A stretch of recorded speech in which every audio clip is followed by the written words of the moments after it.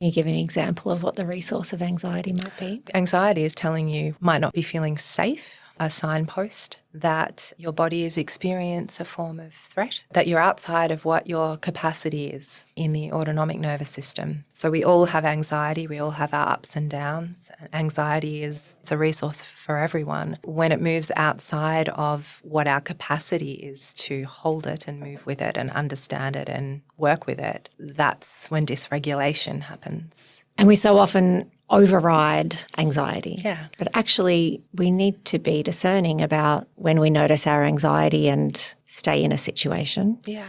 And the goal actually isn't to be regulated all the time. I think that's a bit of a dream, right? Yeah.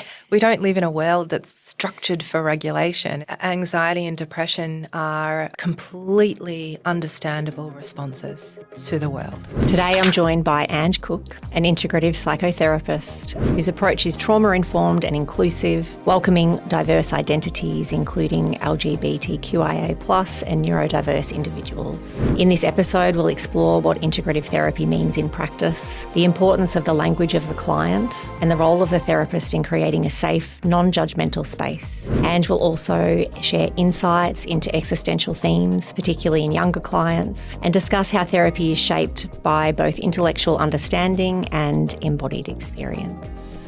You're listening to The Right Therapist, where we demystify therapy. We'd like to begin by acknowledging the traditional custodians of the land on which we live and work. We pay our respects to elders past and present and extend that respect to all Aboriginal and Torres Strait Islander peoples listening today. Welcome, Ange. Thank you. It's good to be with you. Can you tell us a bit about you and your work? My work is what I am most passionate about, I think. My work feels incredibly alive and rich and fulfilling. I am an integrative psychotherapist, so I work with lots of different modalities of therapy. I work with individuals, adolescents, so I see people who are 14 years and older. Yeah, it's a beautiful, privileged place to be and work in. Yeah. What is it when you say your work is alive? Can you say a bit more about that? What does that mean or feel like to you? Oh, I even just as you say that, my whole body, I just notice my whole body, like there's a tingling that happens. I think it's a love. It's an incredibly rewarding, rich, interesting space, I would say, as an individual, separate from the therapist, I guess. I'm an incredibly curious human, and that curiosity is about what fundamentally it is to be human, how we show up in the world, how we relate to the world, what challenges us, what makes us alive, and how we connect with that, what's in the way of thriving, what's in the way of hope, and those kinds of themes. So yeah, alive is like even that word, even as I'm tingly with it.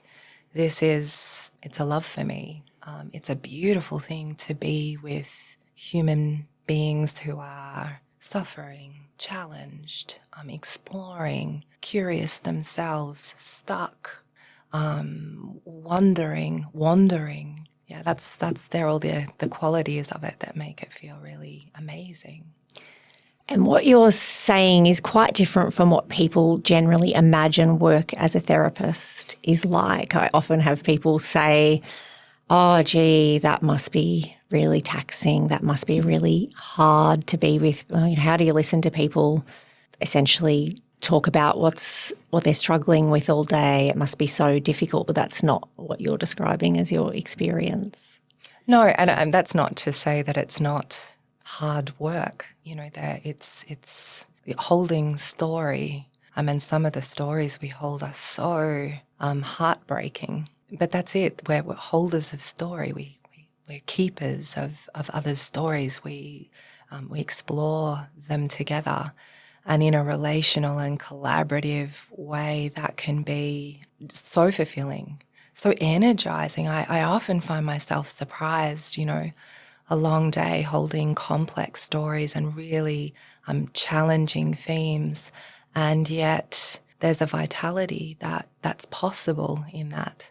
It can be exhausting, but it can be really vital as well. Yeah, that makes a lot of sense. And you've mentioned a few times curiosity. Can you say a bit more about curiosity and its role in therapy? I mean, what comes to mind is, what's the difference between inquiry and curiosity even? Both are important and play a role in a therapist session. Curiosity allows for this kind of space where I don't know. It removes assumptions. It's this leaning forward, this I wonder what's here. It's an invitation, curiosity, I think, as well. It's like, wanna come with me, wanna see what's there. There's a light to it and a depth to it. Yeah, does that answer the question? Yeah, it really does. And I think something about curiosity and like you said, it's like a lack of assumption, a lack of knowing from the therapist and a willingness to explore. And I think sometimes a deterrent for people coming to therapy is that people feel like they might be told what's happening for them, told what they're doing wrong or how they are wrong. Yeah. And curiosity really feels like the opposite of that. Yeah. In a really supportive way. Yeah, curiosity leads with, I wonder what it would be like. I wonder if it has that wonder in it. It's suggestive, but not sure. Yeah, and there's something really beautiful about that, allowing a therapist and client to meet each other with what's actually happening, not what we might assume is happening, or labelling or even diagnosing, which has its place. But, just that exploration and holding lightly by the therapist. Yeah.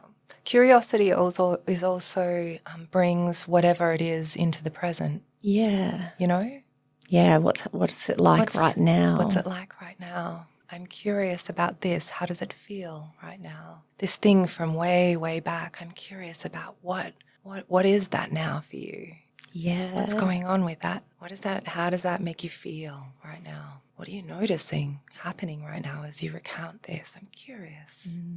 And so there's what happened in our lives and often our developmental history, and that's in some ways events and fact, but curiosity is, how is it sitting in you now? How is it in your body now? Yeah. How are you holding it? Yeah. And how is it either or both getting in the way or supporting you now? I wonder if, leading from this little conversation about curiosity, if we move into a little more curiosity and do a segment of therapy. Yep.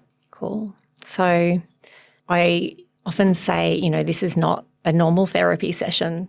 I'm not usually your client. We don't have a therapeutic relationship. We have a different kind of relationship. So we're stepping into a new dynamic for both of us in a setting that is both currently quite different to therapy with cameras and lights and microphones, but there's also an awareness of then what happens with this afterwards. That's something that I hold as the client and still try to bring myself as authentically as I can in this. Yeah. And it's also different to therapy, different to what maybe an initial session with you would be. Yeah. There's no framing here, is there? We're diving right in. Yeah. And there's no kind of build up, the creation of safety. It's been created in another way through our relationship, also through my own therapy and the fact that I'm a therapist. So while it is very different to a usual therapy session, it is still a real segment of therapy. Yeah. Oh, okay. So I'll just transition myself into the role of a client, which is a little bit of a change of gears. Yeah, and I into therapist, Well, the first thing I'm aware of is it's just nice to be here with you. Yeah. Yeah. And I think something I feel with you is that openness and curiosity.